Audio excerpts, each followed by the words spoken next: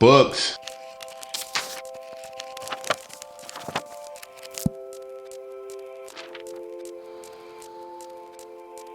They say leaders are readers. Real estate books, personal habits, lifestyle and abundance, website design, sales and marketing, personal development, and men's books.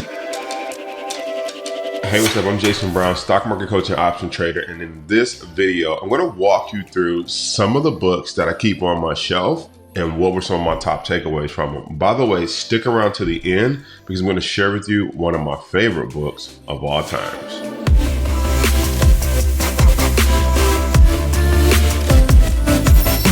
This just talks about Bollinger Bands and how John Bollinger wrote the formula for Bollinger Bands. So it's super technical, it's kind of boring, but it's just interesting. The 4-hour work week, that just really opens your minds up to like working less and like doing more in the time you have and then working less. And then outsourcing different things.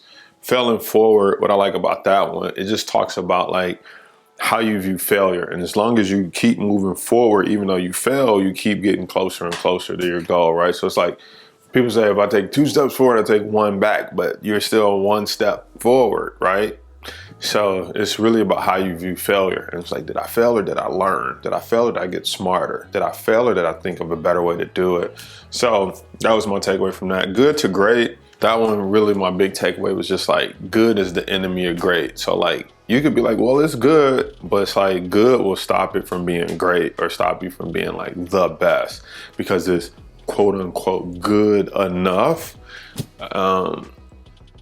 But that could be misconstrued because some people use it's not good enough for like not putting their content out here, for not trying or not moving forward. They be like, I'm a perfectionist. I gotta wait till it becomes perfection. So that's why these are kind of like a good balance, because it's like, no, just do it and fail, but fail forward, get better. But then as you get better, don't let good stop you from being great. You know, so they kind of really complement each other. And then developing the leader within. That's just about leading people, being a leader, believing in yourself. So many people just don't believe in themselves or believe somebody else needs to tell them what to do. And you don't really realize how like you got everything you need within you, you know, but people don't believe in themselves. So it's like the people want the government to tell them what to do. They want them to plan, the government to plan their retirement. They want a job to tell them when to come, when to go, because you're not a leader enough to wake up and be at a certain place at a certain time and do what you need to do. So it's just interesting. So it's just really about like being a leader and like believing in yourself, believing you can lead. You know, I think people that are leaders never fail, which is so untrue. Leaders make mistakes all the time, but they learn from it, they grow from it, and they keep moving. I remember, like, it made me think about when I was in corporate America, someone would say like, see, that's why I don't want to be a supervisor, right? Because when this happens, it all falls on you.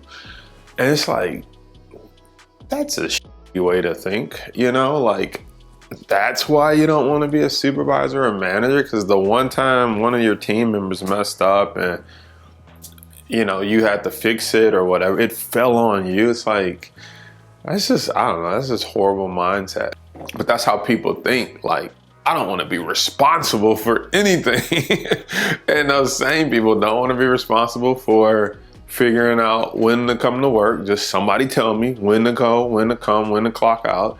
They also don't want to be responsible for their own finances. They're just like, let me shove money into this and hopefully it'll be there. They don't want to be responsible for their credit cards or their bad spending habits. They're like, why did they approve me for that much if they knew I couldn't pay? So it's like those people really don't want to be responsible for anything. So I don't know, that book took me on a tangent, but anyway, that was my takeaway from it. Don't be responsible for your life. That's the takeaway. All right, so thanks for watching. As promised, I'm going to share with you my favorite book of all time. Now, there's a toss-up, but between this one and I'll give you one more, which is The Alchemist, which I really liked. But Think and Grow Rich was one of the books that really had a profound impact and continues to have a profound impact on me today, just the way that I think about life. business, circumstances when things happen to me. In fact, it's tough, but I'm gonna throw a third one in there. How to Win Friends and Influence People. Those are probably my top 3 books, but this is one of the all-time greats that really just opens your mind up to seeing the universe, the world, life circumstances, opportunity, everything in a totally different way. So thanks for watching.